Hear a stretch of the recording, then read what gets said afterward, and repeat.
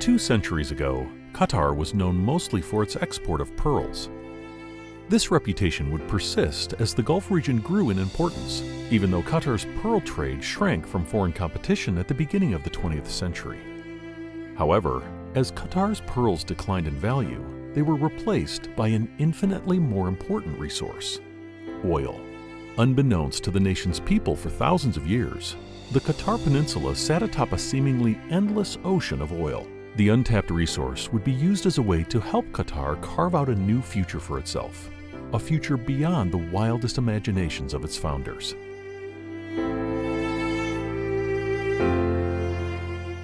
With assistance from Western oil companies, Qataris got to work, and oil became a major focus within the economy. The 1950s witnessed major expansion of government services and the creation of a modern welfare state. The first contacts between Americans and Qataris came, like it did with all the other countries in the region, with the activities of American oil companies. The early part of the 20th century, immediately after the end of World War I, and then Sheikh Abdullah knew about an American mission hospital in Bahrain and approached him through intermediaries, and the response was almost immediate. And the American mission in Bahrain established a mission hospital in Qatar. The hospital itself was literally the first medical facility in the Qatari Peninsula. It was properly manned. It was you're going from zero to, in terms of the time, you're going from 0 to 100 almost overnight. That was the first time the Qatari people actually encountered what Americans could do.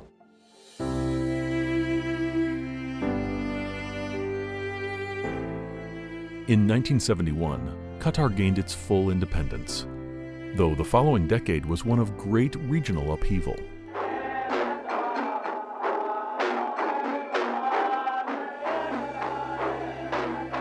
It was also a time of great prosperity.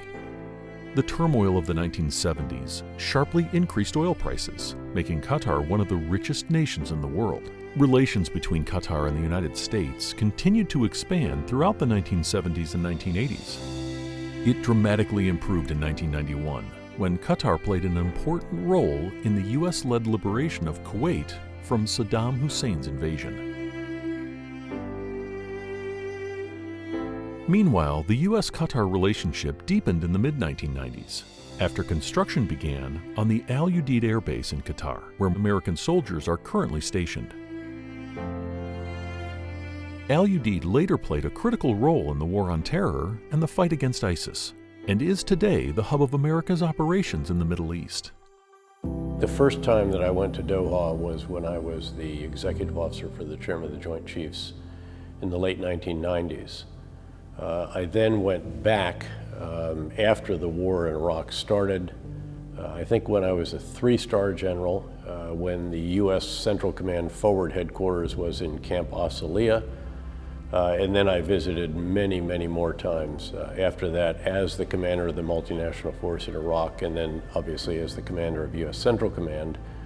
When we shifted the forward headquarters from Camp Asaliya to Al Udeid, a construction project that was made possible, frankly, by a very generous support donation from Qatar. Qatar is in a very geostrategically significant and sensitive location. It has relationships with a lot of countries that we have keen interest in. It sometimes has better relationships with them than we do. And that can be useful for us. It can provide insights that we might not necessarily get. I can assure you that we have a day-to-day cooperation. Where I stand here today, Al Udeid, we have almost day-to-day task with our colleagues and partner, the United States, men and women who works in Qatar. It goes long back. Qatar is a trustworthy partner to the United States, and we've been working hand in hand for the past 50 years now. We are enjoying this relation. We are working together to cement it and to elevate it to the level which both countries and both people of the countries would like to see between two strategical partners. El Udeid Air Base is one of the most significant, important, largest bases we have in the world. And I think the importance of that base and the defense strategies that have emulated out of that base and the strength of the relationship between Qatar and the United States has made it more and more important each year. Certainly the area, the Middle East, is a volatile, unpredictable, dangerous place. And to have that base and those resources there and that partnership with Qatar is just almost incalculably important. It gives us great abilities that we wouldn't otherwise have, to have that base there with more reach, and as I said earlier, a tremendous force projection forward outside the United States. So critically important relationship, the defense relationship. We've seen with the collapse in Afghanistan how absolutely essential Al Udeid is to frankly U.S. operations. But we saw that before. I mean, the United States couldn't have operated in either Afghanistan or Iraq or anywhere else in the region without Al Udeid. The world before the 1990s did not view liquefied natural gas, or LNG, as a viable technology. In 1994, however, Qatar made pioneering investments in LNG, positioning it to become the sector's market maker. The energy sector was transformed by the Qatari-American partnership, particularly in natural gas since the 1990s, after Mobil Oil and the Qatari government began developing the North Dome field. Qatar's decision to make major investments in the country's natural gas infrastructure has strengthened its economic significance. What we have achieved now is more than $200 billion of economic and investment relation between both countries. And recently also Qatar Investment Authority have been very active in the US market. More than $45 billion invested by QIA, and US has been the largest target for Qatar Investment Authority in terms of investments, and we've been really very happy with this investment, getting the right commercial returns as well as the support from the US for these investments.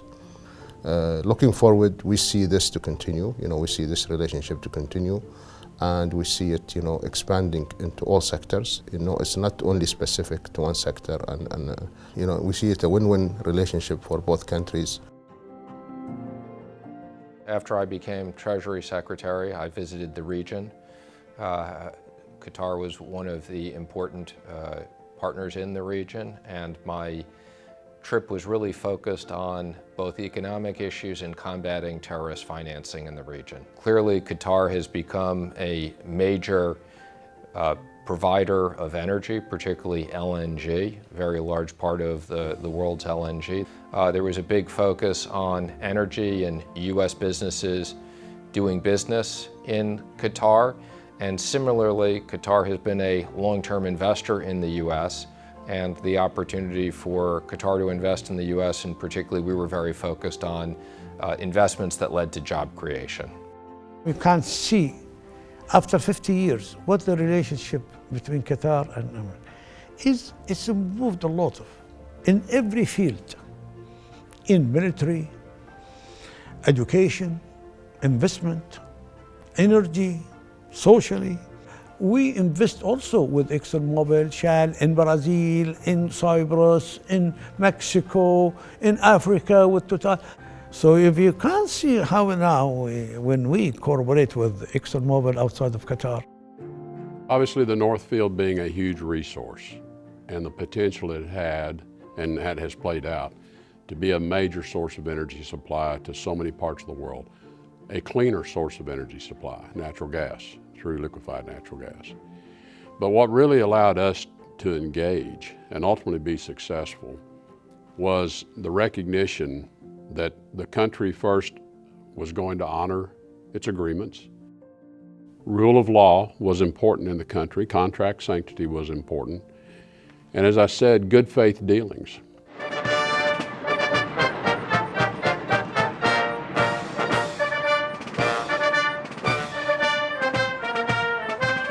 This is a strategic partnership. It's established to stay, and to stay for forever. We shared a lot of value together between us and the US, and we can utilize what we have built together to even enhance it further, down the road, and to become or to stay or continue to be the most strategic partner in the region. On the FDI level, maybe the US is the biggest investor today in Qatar. The investment of the state of Qatar, or QI in general, in America, it's vary from different sectors. I've lived all over the world, and a huge drag on economic activity and a huge drag on foreign investment is corruption. And Qatar is largely free of corruption. And that leaves lots of good opportunities for American companies. And certainly the Ministry of Commerce and other institutions in Qatar have been very welcoming to small and medium-sized businesses. So that also provides a really good opportunity for American companies. The winner to organize the 2022 FIFA World Cup is Qatar. I think over the last 10 years, we've also looked towards American expertise, American experience, American innovation in a lot of areas, and helping us to deliver the first World Cup in 2022. So a number of different companies have helped us out, whether it was in terms of construction companies, design consultants, program management, and also more of the, let's say, softer element or more of the innovation element side. Qatari investments in the US not only increase the visibility of Qatar, both in humanitarian ways, as with the response to Hurricane Katrina and Hurricane Harvey, but also just in the everyday visibility of places like City Center in Washington, D.C., for example, which has been regenerated. We see urban regeneration, we see investment in energy. Before and immediately after Qatar's independence, the country lacked a system of higher education, and wealthy citizens often sent their children abroad for study. By the 1970s, an increasing number of these students had begun to study in America. The influence of American education on Qatar soon led to a stronger relationship between the two countries, in which American experts helped to plan a university system for Qatar that was soon taken up by other countries in the Gulf. The most notable achievement from this partnership was the creation of Education City, a consortium of 6 American universities' affiliate branches in Qatar. During the late 1990s, these schools strengthened geopolitical, cultural, and humanitarian relations between the two countries and provided U.S. universities with an export model that was later copied in other areas.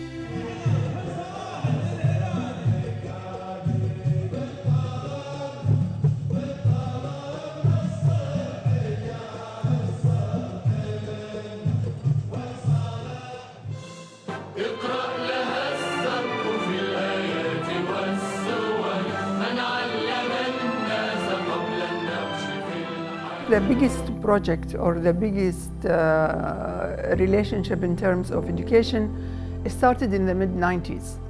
At that time, there was a big reform in the education system in Qatar.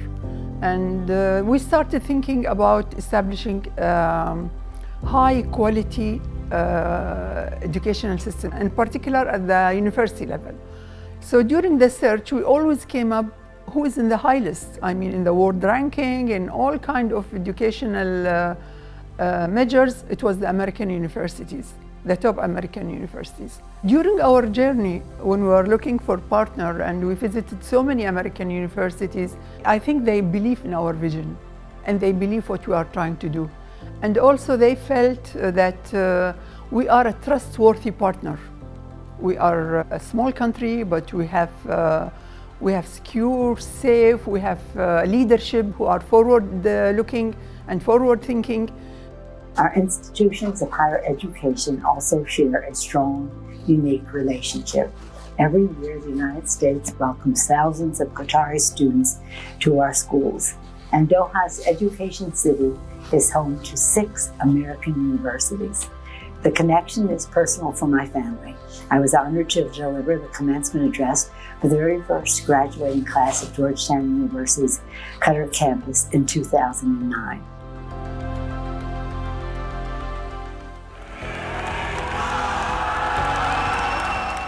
Education City, when it was created, I think was truly innovative on the part of Qatar.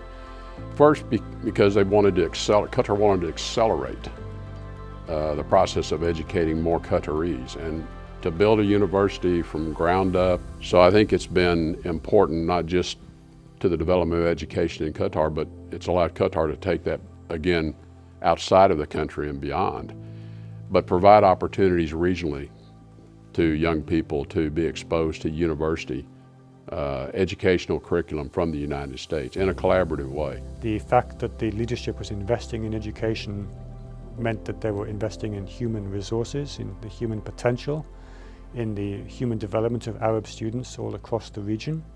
And I think 15 years of this investment has now borne results. We've seen a creation of long-term partnerships with a whole host of US universities.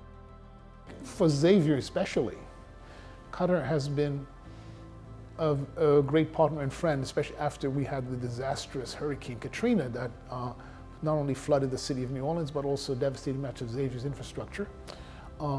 It was Qatar which came very quickly to help us restore, especially our pharmacy program, and to continue a tradition of educating the majority of African American physicians, of American pharmacists in this country. The leading institution for producing African American pharmacists in this country has been Xavier. Salam alaikum.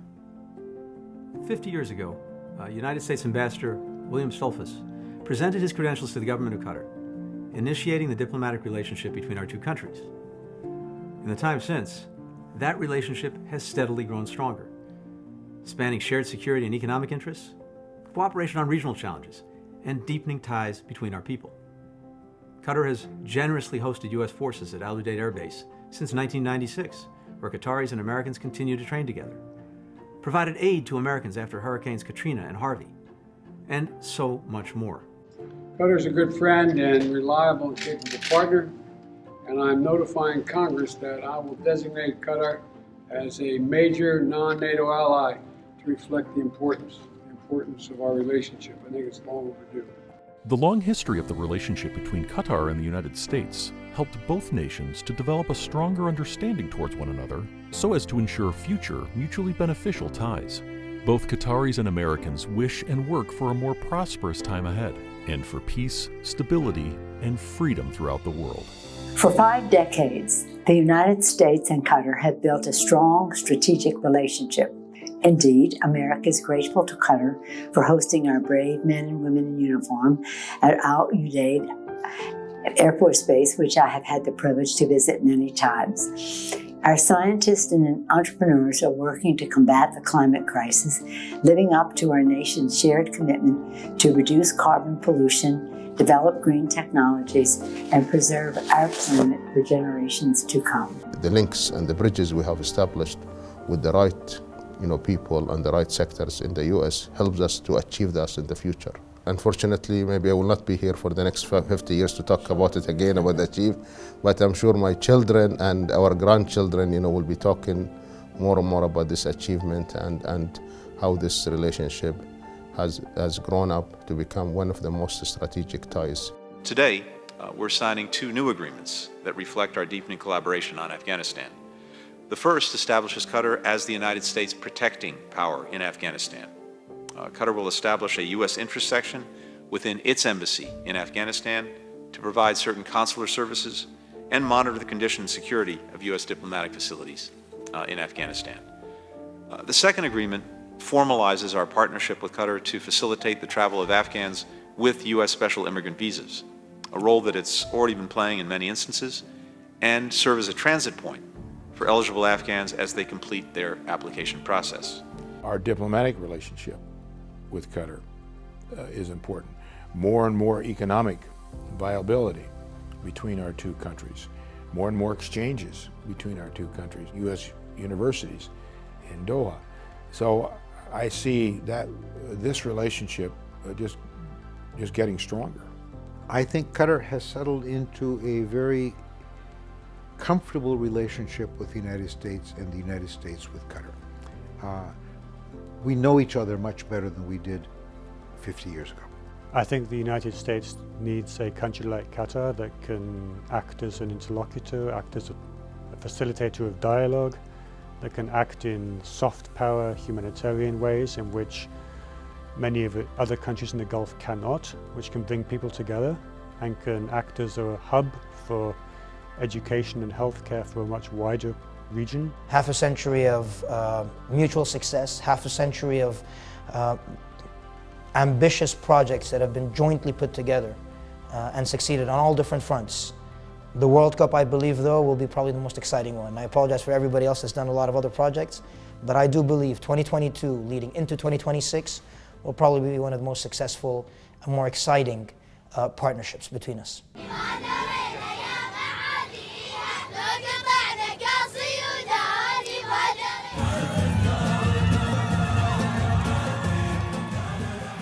The reason Qatar is different, and it's true with all countries, quite frankly, those that do really well as those who don't do so well, it's all about the leadership. And it's the tone that the leadership sets. I think it is always vitally important that leaders of both our countries never take anything for granted and never assume that this will just continue of its own. It always takes work,